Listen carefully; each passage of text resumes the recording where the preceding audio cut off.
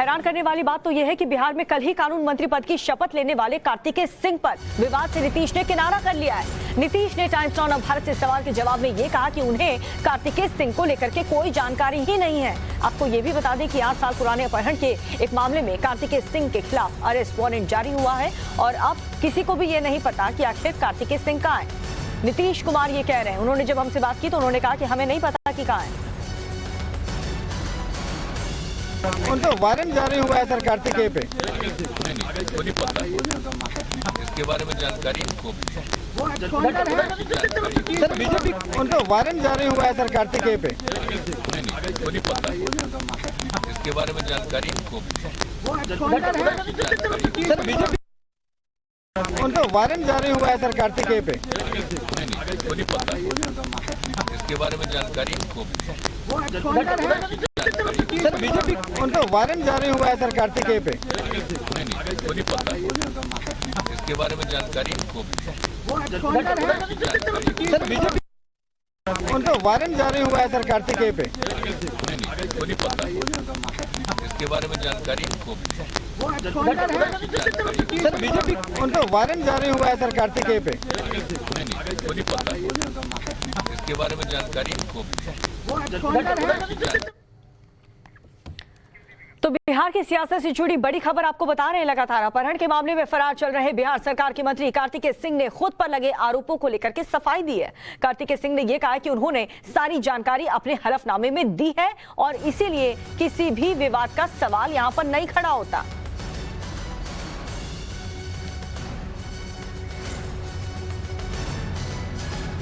सुशील मोदी ने आपके ऊपर एक आरोप लगाया, क्या करें? देखिए, हलफनामा में सब अपना मंत्री विधायक जितने होते हैं सब देते हैं, सब दिया हुआ है, उसमें कहीं कोई इस तरह की बात नहीं है। सुशील मोदी ने आपके ऊपर एक आरोप लगाया, क्या करें?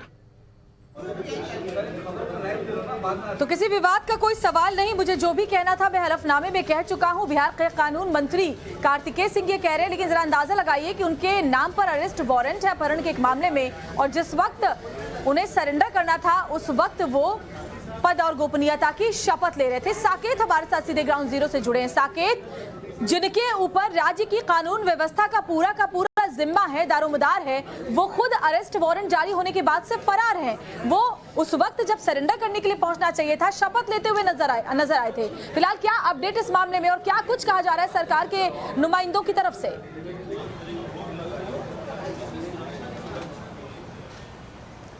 देखिए, इस पूरे मामले पर जो अभी तक जो कार्तिकेय सिंह का जो पक्ष है वो भी सामने आया है। जिस तरह से उन्होंने एक पत्र दिया है जिसमें जो दानापुर कोर्ट का वो लेटर है जिसमें ये दिया गया है कि नो कोर्सिव का वो लेटर है कि इन पर 1 तारीख तक 1/9 तक कोई कार्रवाई नहीं की जाए, ये उस पत्र में लिखा हुआ है। ये पत्र उनके तरफ से दिया गया है।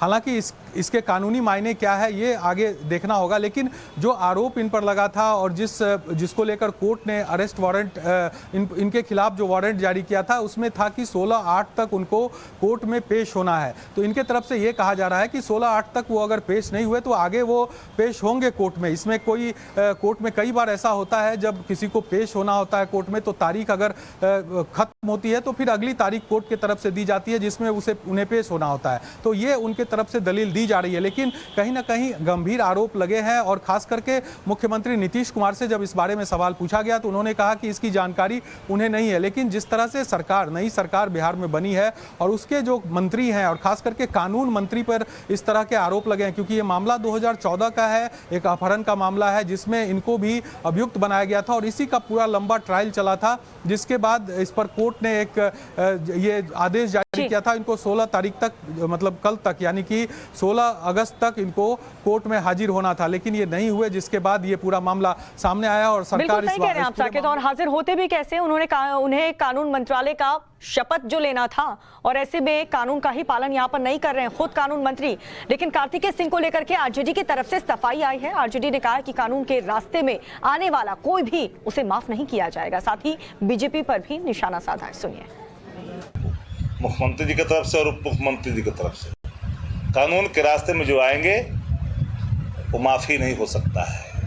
हम लोग वो नहीं हैं कि अपनों को बचाइए और गैरों को फंसाइए। भाजपा की फितरत है जहाँ 95% इस देश के अंदर विपक्ष के लोगों को ईडी के रडार पर लेते हैं। वो लोग का काम है।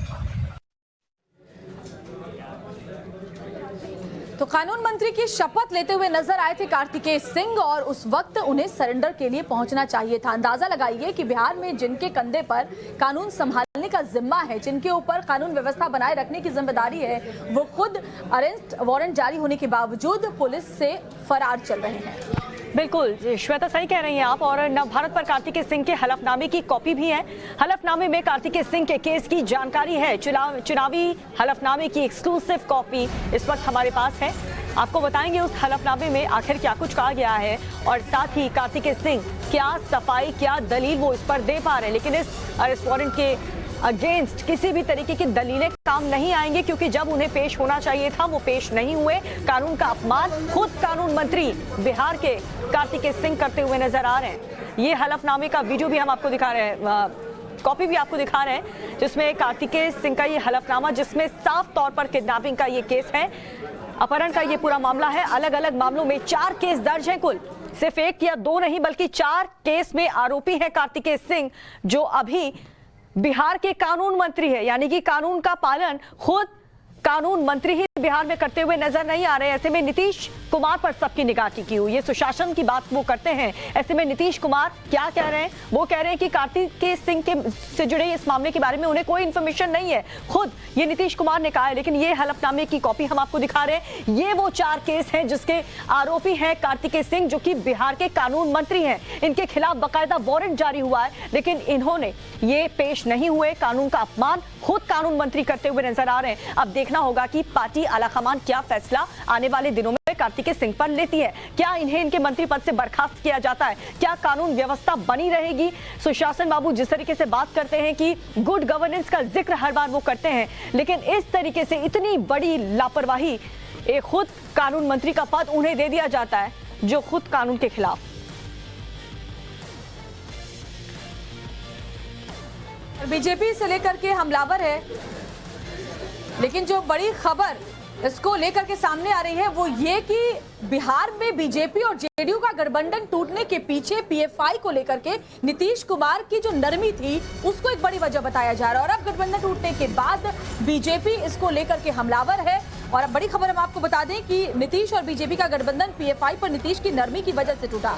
दावा यह भी है कि बिहार में तेजी से फैल रहे स्लीपर सेल पर एक्शन न लेना और 500 से ज्यादा सरकारी स्कूलों में मजहब के आधार पर शुक्रवार को छुट्टी देने को लेकर बीजेपी और नीतीश के बीच रिश्तों में खटास आई थी। बीजेपी सूत्रों से खुलासा यह भी हुआ है कि अब गठबंधन टूटने के बाद बीजेपी नीतीश पर सीधा हमला बोलेगी। बीजेपी नीतीश तेजस्वी के गठबंधन को स्वार्थ का गठबंधन साबित करने की कोशिश करेगी। और ये खबर बिहार बीजेपी और कोर कमेटी की बैठक में मौजूद सूत्रों से मिली है। तो पीएफआई को लेकर के जो नीतीश की नरमी थी, एक्शन ना लेना, इस पर तनातनी दोनों ही दलों के बीच में चली आ रही थी। और अब इस पूरे मामले को लेकर के बीजेपी हमलावर है और गठबंधन टूटने के बाद अब बीजेपी जोर शोर से इस मुद्दे को उठाने जा रही है।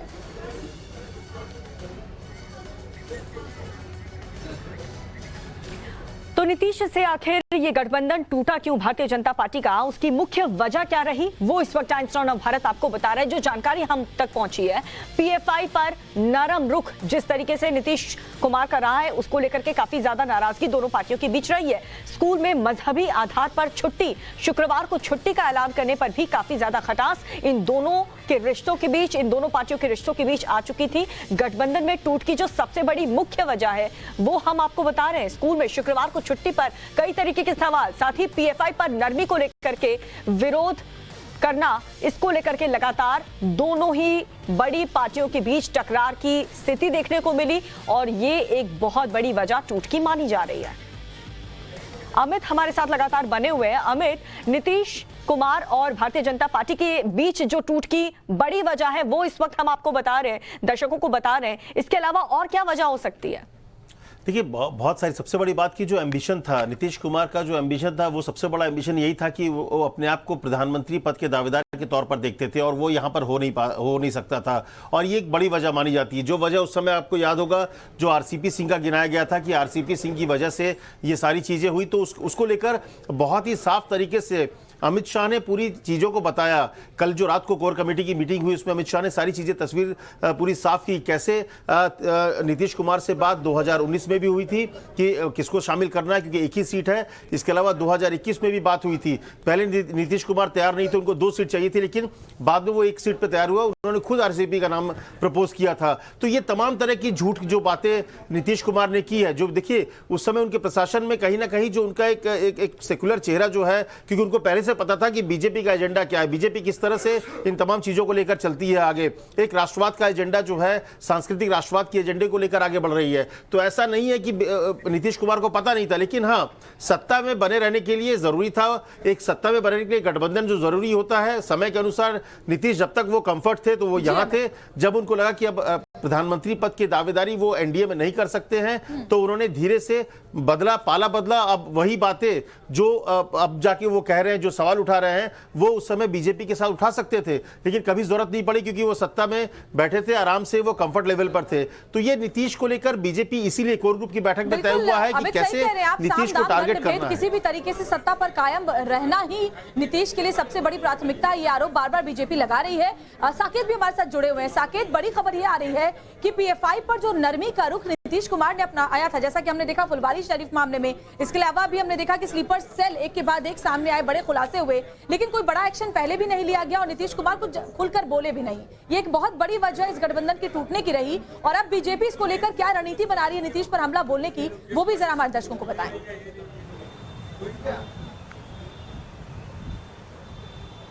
देखिए, बिल्कुल जब ये गठबंधन टूटा था, नीतीश कुमार ने जब इस्तीफा दिया था तो उन्होंने कहा था कि पिछले 2-3 महीने से बिहार में जो सामाजिक सौहार्द है वो बिगड़ रहा था, इस वजह से अब बीजेपी के साथ रहना मुमकिन नहीं था, इसीलिए हमने बीजेपी का साथ छोड़ा है।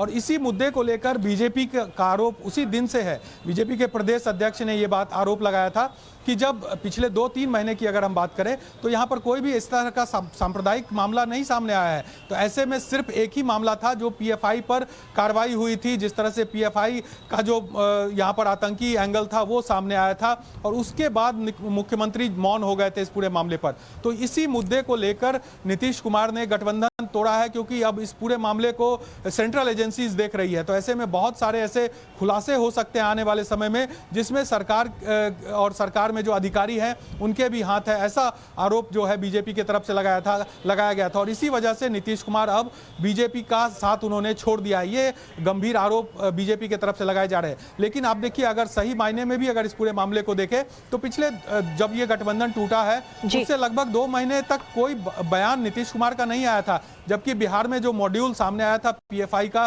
किस तरह से उनके लिंक्स जो है वो देश के अलग अलग राज्यों तक थे, बिहार में अलग अलग जिलों में कैंप चलाया जा रहा था, वहां पर लोगों को ट्रेंड किया जा रहा था, ये तमाम चीजें सामने आई थी। बिल्कुल ऐसे कई कारण हैं साकेत और अमित, जिस सरकार के ऊपर ही उठा था, नीतीश कुमार की कई ऐसी नीतियां रही हैं जिसको लेकर के कोऑर्डिनेशन दोनों पार्टियों के बीच नहीं बन पाया।